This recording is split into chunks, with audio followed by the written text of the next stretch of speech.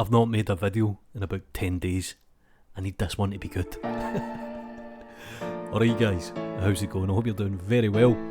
Now I wanted to give a brief overview of linked objects, mainly how to actually update the linked objects. I seen this question on Facebook and the user didn't really know what to do, so here I am helping you out. Now I have this amazing scene that I've created. It's 3 amazing cubes, all PBR textured. So for example, I want to be able to use this scene, or specifically these 3 cubes in a different scene or a new Blender file. So if I click here, I have a new Blender file, and what I'm going to do is I'm going to link the object rather than append the object.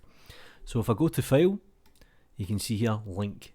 Now there's several advantages and disadvantages to using a linked object compared to appending an object, but I'll explain it in a second. So, and rather than individually importing each and every cube, I'm actually just going to import the collection.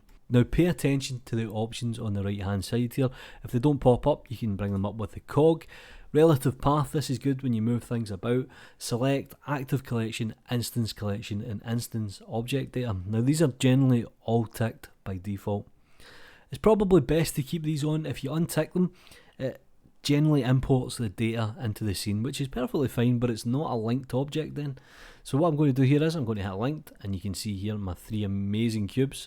Let me just scale this up. So I have everything imported into the scene. Now one of the advantages, or perhaps disadvantages, depends how you look at it to be honest, is I can't manipulate the model. I can't go into edit mode, I can't change materials.